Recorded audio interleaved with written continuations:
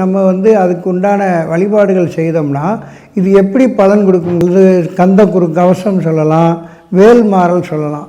இப்போ கந்த சஷ்டி படித்தா நம்ம உடலில் இருக்கக்கூடிய நோய் நொடிகளெல்லாம் தீரும். பாசனத்தில் உள்ள சிலை ஒரே இடத்துல அது பூம்பாறையில் தான் இருக்குது. எல்லாருமே ஏதாவது இந்த மூணில் ஒரு விஷயத்துக்குள்ளே கண்டிப்பாக சிக்கியிருப்போம்.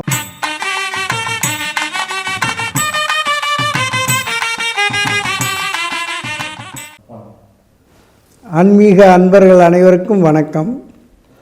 இப்போ இந்த வைகாசி மாதத்தில் வைகாசி விசாகம்ங்கிறது ஒரு மிகப்பெரிய திருவிழா. அது உங்களுக்கெல்லாம் தெரியும். இது உலக நாடுகளில் எங்கே எல்லா இடங்கள்லையுமே இந்த திருவிழாக்கள் ரொம்ப சிறப்பாக கொண்டாடப்படுது. பொதுவாக இந்த விசாகம் அப்படின்னா என்ன அப்படின்னா, முருகக்கடவுள் பிறந்த நட்சத்திரம் விசாக நட்சத்திரம். அப்போ கார்த்திகைன்னா என்ன அப்படின்னு கேட்டுறாங்க. கார்த்திகை பெண்கள் அவரை வளர்த்தாங்க, அதனால் கார்த்திகைக்கு விரதம் இருக்கிறாங்க.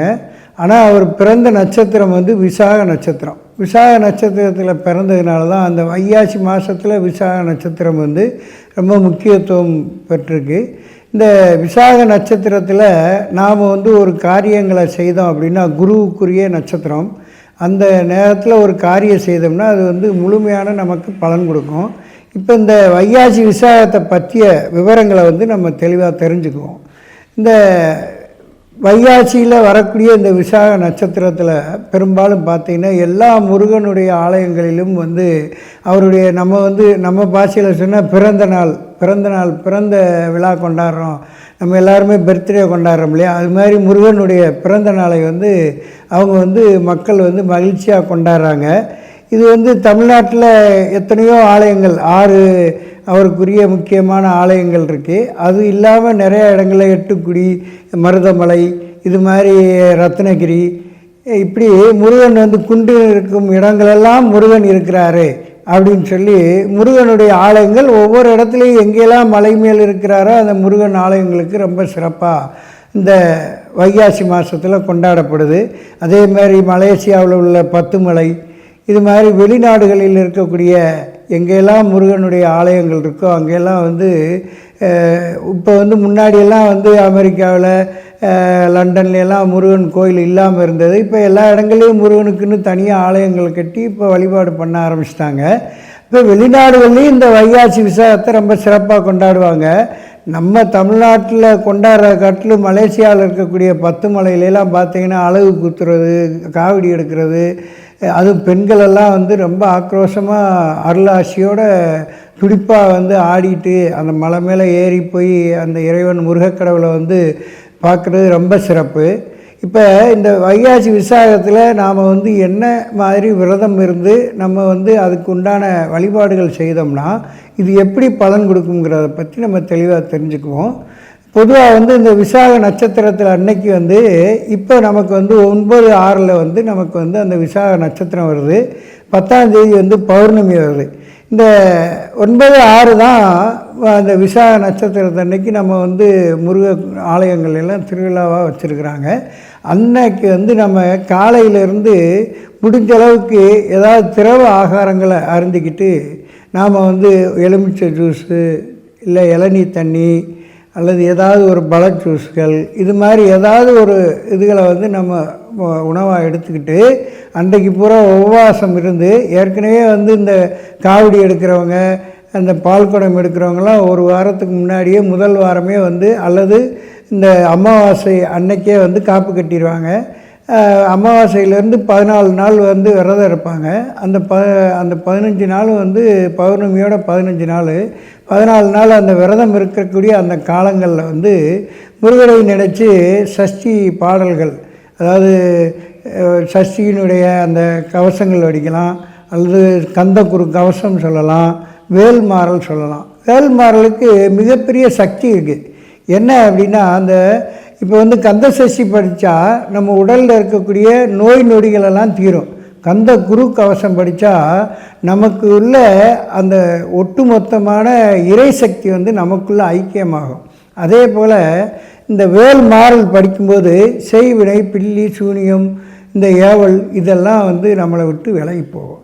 அப்போ பொதுவாக திருப்புகள், அருணகிரிநாதர் திருப்புகள் படிச்சிருக்கிறாரு. நிறைய முருகனை பற்றி நம்ம பாம்பாட்டி சித்தர் வந்து படிச்சிருக்கிறாரு, பாம்பன் சுவாமிகள் படிச்சிருக்காரு, போகர் வந்து நிறையா முருகனுக்கு வந்து நவபாசனத்தில் முருகனை செஞ்சுருக்காரு, தசபாசனத்தில் முருகனை செஞ்சுருக்காரு. நவபாசன சிலை தான் வந்து பழனியில் இருக்குது.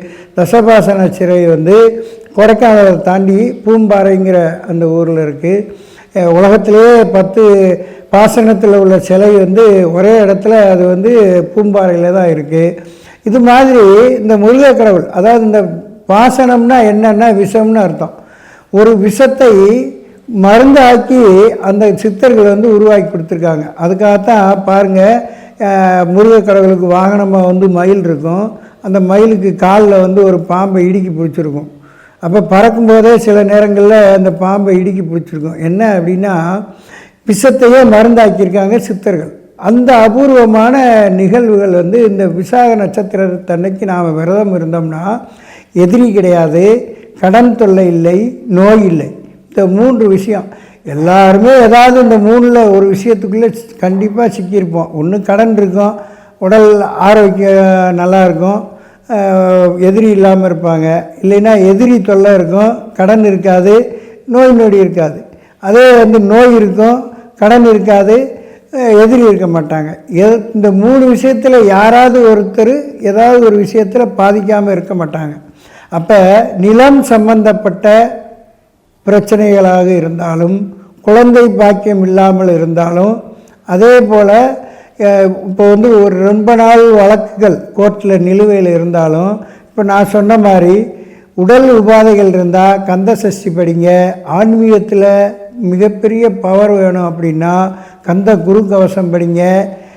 அதே போல் வேல்மாறல்ங்கிறது செய்வினை பில்லி சூனியங்கள் அத்தனையும் உடைச்சி எடுக்கக்கூடிய மிகப்பெரிய ஒரு பாக்கியம். இது வந்து நம்ம அந்த உபவாசம் இருந்து பால் குடம் எடுக்கிறவங்க நிறைந்த பாக்கெட் பாலை ஊற்றாதீங்க, பசும்பாலை வாங்கி அதை நிறைச்சி அதை வந்து முறையாக வந்து கலசத்தை வந்து நம்ம மஞ்சள் துணியை வச்சு கட்டி அதுக்கு காப்பு கட்டி அதை வந்து நம்ம அன்றைக்கு காலையில் தான் அந்த பாலை எடுத்து ஊற்றி நம்ம தலையில் சுமந்துட்டு போகணும்.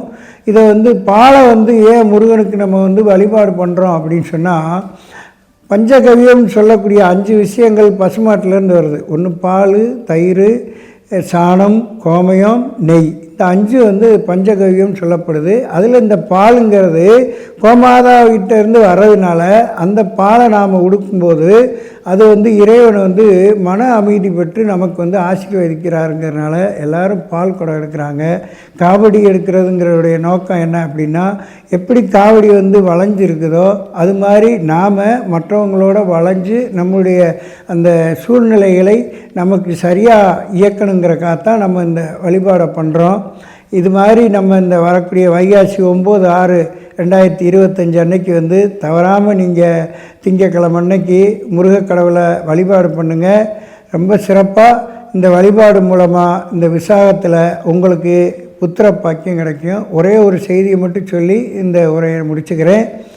2 கை இருக்கிறவர் பாலமுருகன், 4 கை இருக்கிறவர் சுப்பிரமணியன், 6 கை இருக்கிறவர் வந்து சண்முகர். இந்த 2 கை இருக்கிறவங்க குழந்தை பாக்கியத்தை வேணுங்கிறவங்க பாலமுருகனை வழிபாடு பண்ணுங்கள். 4 கை இருக்கிறவங்க குழந்தை பாக்கியம் திருமண தடை இருக்கிறவங்க வழிபாடு பண்ணுங்கள். 2 கை இருக்கக்கூடிய சண்முகரை வந்து 6 தலை 12 கை இருக்கக்கூடிய சண்முகரை வந்து வழிபடும்போது எதிரி தொல்லை, வழக்கு பிரச்சனை எதுவாக இருந்தாலும் தீர்க்கும். இந்த வைகாசி விசாகத்தை மனப்பூர்வமாக முருக கடவுளை வேண்டுங்க. அதே மாதிரி சரவண பவ அப்படிங்கிற அந்த 6 எழுத்து மந்திரத்தை அப்படியே ஒவ்வொரு எழுத்தையும் முதல் எழுத்தை கடைசி எழுத்தாக்கி இதை நீங்கள் ஒரு மந்திரமாக நீங்கள் சொல்லிட்டு வந்தீங்கன்னா அற்புதமான பலன் அடைவீங்க. நன்றி, வணக்கம்.